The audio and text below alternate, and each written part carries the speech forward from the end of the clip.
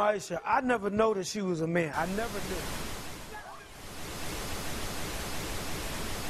I believe that our education, like such as in South Africa and the Iraq, everywhere like such as.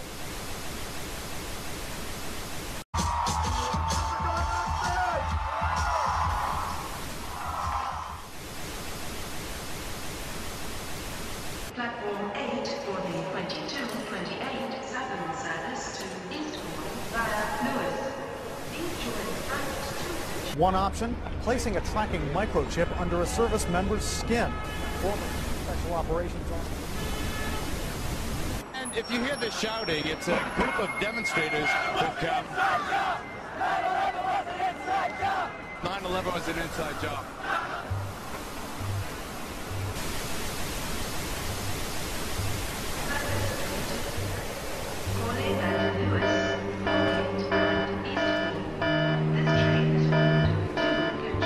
It's no longer a theory. What I'm about to say is fact. The secret organizations of the world power elite are no longer secret. They have planned and are now leading us into a one-world communist government. Well, there have been extraordinary scenes in Berlin tonight as thousands of people gathered to hear Barack Obama deliver key foreign policy speech on his current European tour. The Democratic presidential hopeful laid out his vision for America's place in a new world order, in a new world order, in a new world order. It's not a new idea. President Bush talked about it back in 1991. It is a big idea, a new world order. President Bush said, and it's a phrase that I often use myself, that we needed a new world order. There's a need for a new world order. I call upon all states to join ranks in order to found the new world order of the 21st century. We have before us the opportunity to forge for ourselves and for future generations a new world order. When we are successful, and we will be, we have a real chance at this new world order.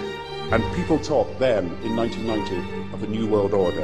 And the question for us is how we meet and master all these challenges to ensure that Britain enhances its competitiveness in the process and realizes what I believe is our destiny of success in this new world order. So, in conclusion, ladies and gentlemen, a new world is emerging.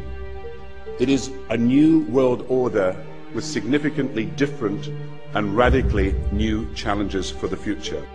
And people better understand that they mean exactly what they're saying. It's a new world order they're trying to create, and they're trying to do so not only without approval or consent of the governed in this country, but despite the popular will. This is a straightforward assault by the elitists in this country. There is a global meltdown coming. It is a global depression, and one world currency and one world financial system is the end game. China said last week they want one global currency. France said yesterday or the day before that they want one world order, a new world order, at the end of this event. Gordon Brown will today call on fellow world leaders to seize the opportunity created by the worldwide economic crisis to create a truly global society. The Prime Minister will use a high-profile speech in the City of London to say that Britain, the US and Europe should join together to create a new, stronger and more just world order. This engineered collapse is there as a massive problem through which you offer the solution, and the solutions are the infrastructure we've been predicting all this time, including the World Central Bank. The goal of this manipulation, and has been for a very long time, is to get the world population to see as a good idea, or the only option in given circumstances that are manipulated into place, the creation of a one world government, a world central bank which would administer all financial transactions on the planet, a world currency, and a microchipped population linked to a global computer. The wealthy elite who have the money and the power know that if they can create a one world global social system, that they can control the central authority. In other words, world control, world domination, one of the oldest desires in the history of the world. There's a very, very clear-cut and easily identifiable system in place that puts all of these elements from media control to government control to energy control together into one apparatus working together effectively towards its final goal, which is, global control. Because of the compartmentalized pyramids that they've constructed within all these institutions of government and finance and corporations, the vast majority of people who are daily making contributions to push the world in this towards this Orwellian global state have no idea that they're doing that because they don't know how their contributions fit in with everyone else's. Only the few at the top do.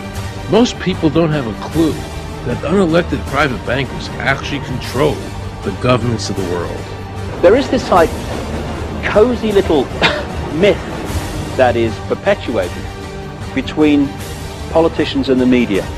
The media report the world as if presidents and prime ministers are the final arbiters and decision makers in the world, which means that the people above the level of presidents and prime ministers that really make the decisions, they're never looked at or exposed by the mainstream media because they're not accepted to exist. The central bankers of the world are working together to create a one-world government.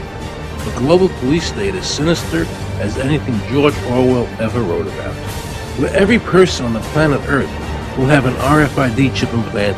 It is the first implantable microchip for humans that has multiple security, financial, and healthcare applications. More than 100 law enforcement officials in Mexico are having microchips implanted in their arms. The chips allow a person to be scanned, sort of like a cereal box at the supermarket.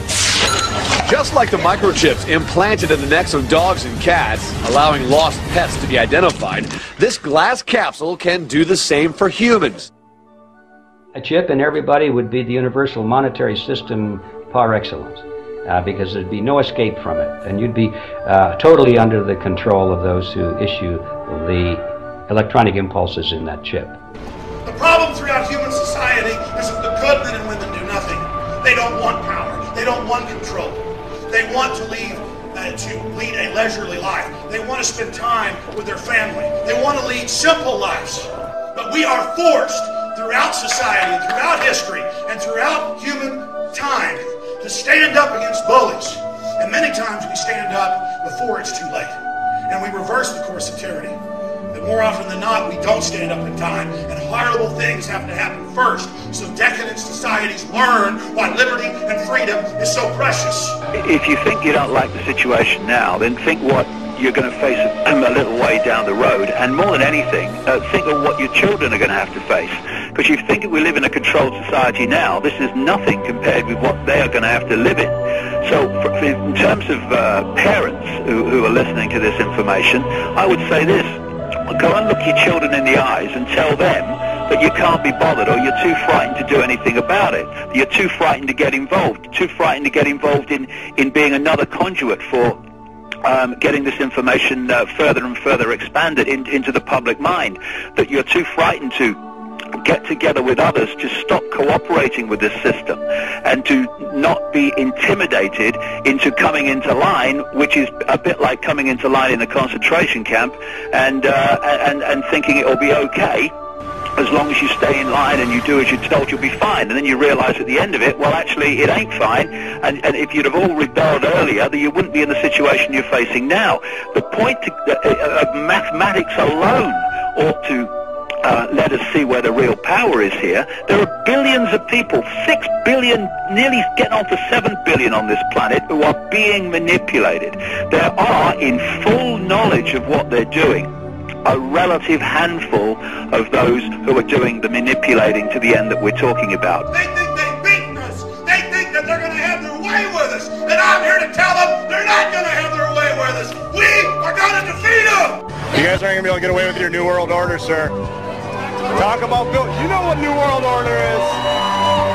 You will never get a New World Order. Never. National sovereignty will prevail. The New World Order is going down, sir. You can laugh. Wake up, people.